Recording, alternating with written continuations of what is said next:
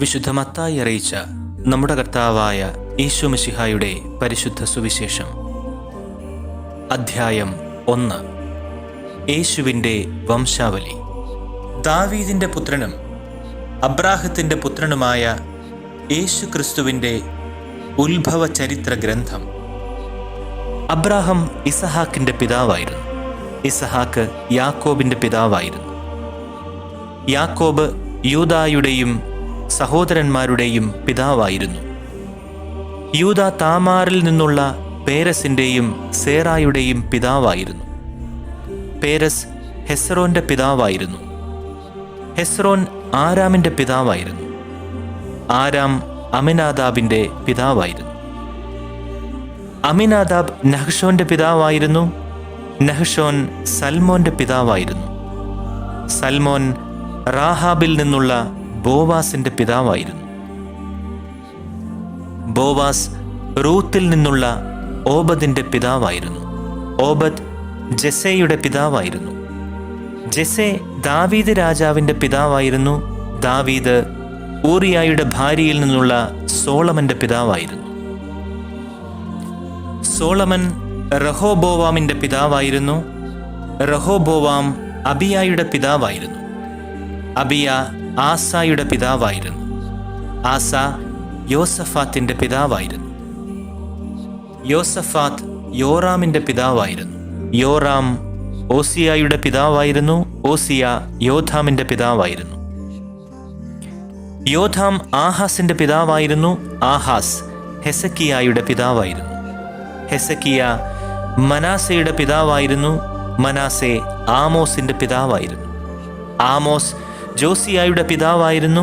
Josiah Babylon പ്രവാസകാലത്തുള്ള യാക്കോണിയായുടെയും സഹോദരന്മാരുടെയും പിതാവായിരുന്നു. യാക്കോണിയ Babylon പ്രവാസത്തിന് ശേഷമുള്ള സലാത്തിയേലിൻ്റെ പിതാവായിരുന്നു. സലാത്തിയേൽ സൊറോബാബേലിൻ്റെ പിതാവായിരുന്നു. സൊറോബാബേൽ അബിയൂദിൻ്റെ പിതാവായിരുന്നു. അബിയൂദ് ഏലിയാക്കിമിൻ്റെ പിതാവായിരുന്നു. എലിയാക്കിം ആസോറിൻ്റെ പിതാവായിരുന്നു. ആസോർ സാദോക്കിൻ്റെ പിതാവായിരുന്നു. സാദോക്ക് അക്കീമിൻ്റെ പിതാവായിരുന്നു. അക്കീം എലിയൂദിൻ്റെ പിതാവായിരുന്നു. എലിയൂദ് എലയാസറിൻ്റെ പിതാവായിരുന്നു. എലയാസർ മഥാൻ്റെ പിതാവായിരുന്നു. മഥാൻ യാക്കോബിൻ്റെ പിതാവായിരുന്നു. യാക്കോബ് മറിയത്തിൻ്റെ ഭർത്താവായ ജോസഫിൻ്റെ പിതാവായിരുന്നു. അവളിൽ നിന്ന് ക്രിസ്തു എന്ന് വിളിക്കപ്പെടുന്ന യേശു ജനിച്ചു. ഇങ്ങനെ അബ്രാഹം മുതൽ ദാവീദ് വരെ 14 തലമുറകളും, ദാവീദ് മുതൽ ബാബിലോൺ പ്രവാസം വരെ 14 തലമുറകളും, ബാബിലോൺ പ്രവാസം മുതൽ ക്രിസ്തു വരെ 14 തലമുറകളുമാണ് ആകെയുള്ളത്. യേശു ക്രിസ്തുവിൻ്റെ ജനനം ഇപ്രകാരമായിരുന്നു. അവൻ്റെ മാതാവായ മറിയവും ജോസഫും തമ്മിലുള്ള വിവാഹ നിശ്ചയം കഴിഞ്ഞിരിക്കെ അവർ സഹവസിക്കുന്നതിന് മുൻപ് അവൾ പരിശുദ്ധാത്മാവിനാൽ ഗർഭിണിയായി കാണപ്പെട്ടു. അവളുടെ ഭർത്താവായ ജോസഫ് നീതിമാനാകയാലും അവളെ അപമാനിതയാക്കാൻ ഇഷ്ടപ്പെടായികയാലും അവളെ രഹസ്യത്തിൽ ഉപേക്ഷിക്കാൻ തീരുമാനിച്ചു.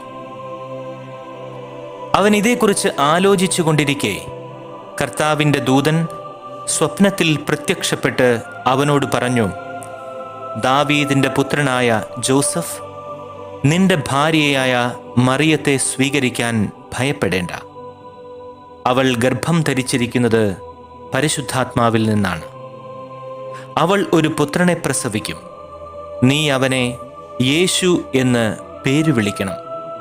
എന്തെന്നാൽ അവൻ തൻ്റെ ജനത്തെ അവരുടെ പാപങ്ങളിൽ നിന്ന് രക്ഷിക്കും. കന്യക ഗർഭം ധരിച്ച് ഒരു പുത്രനെ പ്രസവിക്കും.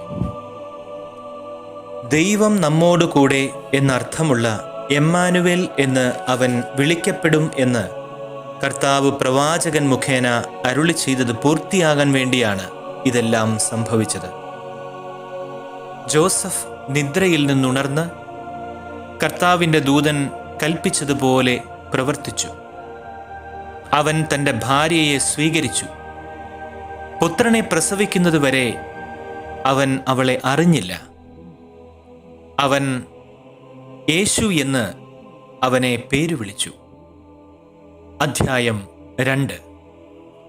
ഹേറോദേസ് രാജാവിൻ്റെ കാലത്ത് യൂദയായിലെ ബേത്ലഹേമിൽ യേശു ജനിച്ചപ്പോൾ പൗരസ്ത്യദേശത്ത് നിന്നുള്ള ജ്ഞാനികൾ ജെറൂസലേമിലെത്തി.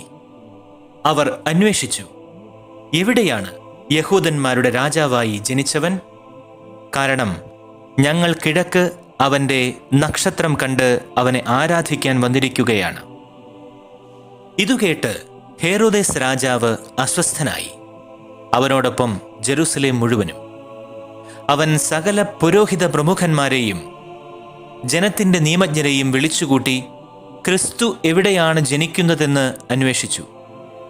അവർ പറഞ്ഞു, യൂദയായിലെ ബേത്ലഹേമിൽ.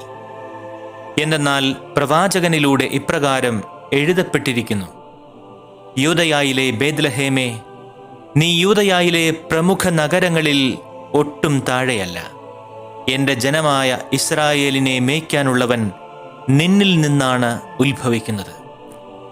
അപ്പോൾ ഹേറോദേസ് അജ്ഞാനികളെ രഹസ്യത്തിൽ വിളിച്ച് നക്ഷത്രം പ്രത്യക്ഷപ്പെട്ട സമയം സൂക്ഷ്മമായി അവരിൽ നിന്ന് അന്വേഷിച്ചറിഞ്ഞു. അവൻ അവരെ ബേത്ലഹേമിലേക്ക് അയച്ചുകൊണ്ട് പറഞ്ഞു, പോയി ശിശുവിനെപ്പറ്റി സൂക്ഷ്മമായി അന്വേഷിക്കുക. കണ്ടു കഴിയുമ്പോൾ ഞാനും ചെന്ന് അവനെ ആരാധിക്കുന്നതിന് എന്നെ അറിയിക്കുക. രാജാവിനെ കേട്ട ശേഷം അവർ പുറപ്പെട്ടു. അവർ കിഴക്കു കണ്ട നക്ഷത്രം ശിശു കിടക്കുന്ന സ്ഥലത്തിനു മുകളിൽ വന്നു നിൽക്കുന്നതുവരെ അവർക്ക് മുൻപേ നീങ്ങിക്കൊണ്ടിരുന്നു. നക്ഷത്രം കണ്ടപ്പോൾ അവർ അത്യധികം സന്തോഷിച്ചു. അവർ ഭവനത്തിൽ പ്രവേശിച്ച് ശിശുവിനെ അവൻ്റെ അമ്മയായ മറിയത്തോടൊപ്പം കണ്ട് മുട്ടിന്മേൽ വീണ് ആരാധിക്കുകയും അവരുടെ നിക്ഷേപ പാത്രങ്ങൾ തുറന്ന് പൊന്ന്, മീറ, കുന്തുരുക്കം എന്നീ കാഴ്ചകൾ അവന് അർപ്പിക്കുകയും ചെയ്തു. ഹേറോദേസിൻ്റെ അടുത്തേക്ക് മടങ്ങിപ്പോകരുതെന്ന് സ്വപ്നത്തിൽ മുന്നറിയിപ്പ് ലഭിച്ചതനുസരിച്ച് അവർ മറ്റൊരു വഴിയെ സ്വദേശത്തേക്ക് തിരിച്ചുപോയി. അവർ പോയി കഴിഞ്ഞപ്പോൾ കർത്താവിൻ്റെ ദൂതൻ സ്വപ്നത്തിൽ പ്രത്യക്ഷപ്പെട്ട് ജോസഫിനോട് പറഞ്ഞു, എഴുന്നേറ്റ് ശിശുവിനെയും അമ്മയെയും കൂട്ടി ഈജിപ്തിലേക്ക് പലായനം ചെയ്യുക. ഞാൻ പറയുന്നതുവരെ അവിടെ താമസിക്കുക. കാരണം ഹേറോദേസ് ശിശുവിനെ വധിക്കാനായി അന്വേഷണം തുടങ്ങാൻ പോവുകയാണ്. അവൻ ഉണർന്ന് ശിശുവിനെയും അമ്മയെയും കൂട്ടി ആ രാത്രി തന്നെ ഈജിപ്തിലേക്ക് പോയി. ഹേറോദേസിന്റെ മരണം വരെ അവൻ അവിടെ താമസിച്ചു. ഈജിപ്തിൽ നിന്ന് ഞാൻ എൻ്റെ പുത്രനെ വിളിച്ചു എന്ന് പ്രവാചകനിലൂടെ കർത്താവ് അരുൾ ചെയ്തത് പൂർത്തിയാകേണ്ടതിനായിരുന്നു ഇത്. തന്നെ ജ്ഞാനികൾ കബളിപ്പിച്ചു എന്ന് കണ്ടപ്പോൾ ഹേറോദേസ് അതീവം രോഷാകുലനായി. അവരിൽ നിന്ന് സൂക്ഷ്മമായി മനസ്സിലാക്കിയ സമയമനുസരിച്ച് അവൻ ബേത്ലഹേമിലെയും എല്ലാ സമീപ പ്രദേശങ്ങളിലെയും 2 അതിൽ താഴെയും വയസ്സുള്ള എല്ലാ ആൺകുട്ടികളെയും ആളയച്ച് വധിച്ചു. ജെറമിയ പ്രവാചകൻ വഴി അരുൾ ചെയ്യപ്പെട്ടത് ഇങ്ങനെ പൂർത്തിയായി. റാമായിൽ ഒരു സ്വരം കേട്ടു, വലിയ കരച്ചിലും മുറവിളിയും. റാഹേൽ അവളുടെ സന്താനങ്ങളെക്കുറിച്ച് കരയുന്നു. ആശ്വസിപ്പിക്കപ്പെടാൻ അവൾ സമ്മതിക്കുന്നില്ല, എന്തെന്നാൽ അവർ ഇല്ലാതായിരിക്കുന്നു. ഹേറോദേസിന്റെ മരണത്തിനു ശേഷം ഈജിപ്തിൽ വെച്ച് കർത്താവിൻ്റെ ദൂതൻ ജോസഫിന് സ്വപ്നത്തിൽ പ്രത്യക്ഷപ്പെട്ടു പറഞ്ഞു, എഴുന്നേറ്റ് ശിശുവിനെയും അവൻ്റെ അമ്മയെയും കൂട്ടി ഇസ്രായേൽ ദേശത്തേക്ക് മടങ്ങുക. കാരണം ശിശുവിൻ്റെ ജീവൻ അന്വേഷിച്ചവർ മരിച്ചിരിക്കുന്നു. അവൻ എഴുന്നേറ്റ് ശിശുവിനെയും അമ്മയെയും കൂട്ടി ഇസ്രായേൽ ദേശത്തേക്ക് പോയി. അർക്കലാവോസ് അവൻ്റെ പിതാവായ ഹേറോദേസിൻ്റെ സ്ഥാനത്ത് യൂദയ ഭരിക്കുന്നു എന്ന് കേട്ടപ്പോൾ അവിടേക്ക് പോകാൻ ജോസഫ് ഭയപ്പെട്ടു. സ്വപ്നത്തിൽ ലഭിച്ച മുന്നറിയിപ്പ് അനുസരിച്ച് അവൻ ഗലീലി പ്രദേശത്തേക്ക് പോയി. അവൻ നസ്രായൻ എന്ന് വിളിക്കപ്പെടും എന്ന് പ്രവാചകന്മാർ വഴി അരുൾ ചെയ്യപ്പെട്ടത് പൂർത്തിയാകേണ്ടതിന് അവൻ നസറത്ത് എന്ന പട്ടണത്തിൽ പോയി വസിച്ചു.